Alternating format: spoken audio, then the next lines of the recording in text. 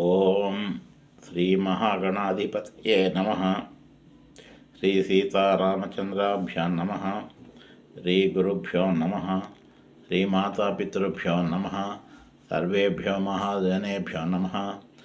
ఇప్పుడు మీనరాశిలో ఉన్న 27 నక్షత్రం రేవతి వాళ్ళకి, రేవతిలో పుట్టిన ఆడపిల్లలకి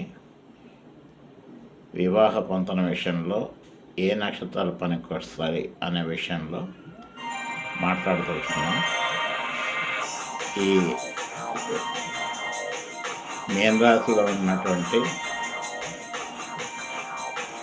నక్షత్రమైన రేవతికి అష్టమ రాశి అయినటువంటి తులారాశి, అందులో ఉండే నక్షత్రాలు తులా లగ్నం అనుకూలం కాదు. అలాగే రేవతి నుంచి రేవతి, అశ్వని, భరణి, కృత్తిక, ఇది బుధ నక్షత్రం అయినప్పటికీ రవి నక్షత్రం అయిన కృత్తిక, ఉత్తరాషాఢ నక్షత్రాలు క్షేమకారులు అవుతూ 50% మాత్రమే పనిచేస్తాయి. వీటిని ఆఫ్ చేసుకునేటప్పుడు కృత్తిక,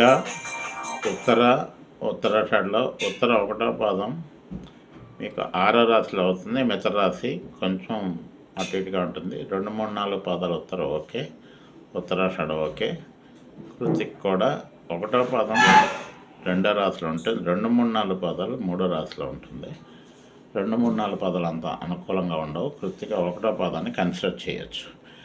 మొట్టమొదట ఇవి క్షేమతారులు అయినప్పటికీ ఆతల అబ్బాయిది నైదంతాలు అవుతుంది కాబట్టి మొట్టమొదటిలో అంత కన్సిడర్ చేయకుండా ఉండడం మంచిది. కంపల్సరీ పరిస్థితుల్లో కృత్తిక 1వ పాదాన్ని, ఉత్తర 2, 3, 4 పాదాన్ని ఉత్తరాషాఢ పూర్తిగాను కన్సిడర్ చేయొచ్చు. అది చేసినప్పుడు వివాహం చేసుకోవాల్సిన కంపల్సరీ 1 గ్రామ్ గోల్డ్ దానం ఇచ్చి వివాహ సమయంలో వివాహం చేసుకోవచ్చు.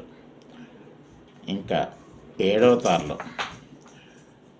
రేవతి, అశ్వని, భరణి, కృత్తిక, రోహిణి, మృగశిర, ఆరుద్ర రాహు నక్షత్రాలు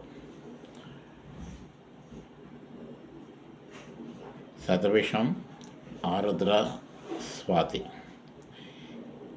ఇవి 7వ తారలు అవుతాయి రేవతికి.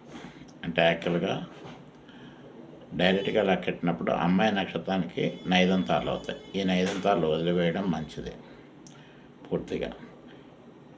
ఇంకా పనికొచ్చే నక్షత్రాలు ఏ రాశిలోని, అస్సం రాశిలోని, 6వ రాశిలోని లేకుండా తారాబలం ఉండి అనుకూలంగా గుణమైన పాయింట్లు ఉండే నక్షత్రాలు ఏమిటి అంటే మృగశిర, చిత్త, ధనిష్ట, పునరసు, విశాఖ, పుష్యమి, అనురాధ, అశ్వని, మఖ, మూల ఇవి రేవతి నక్షత్రానికి పనికొస్తాయి. ఇంకా హస్త, పూర్వభద్ర,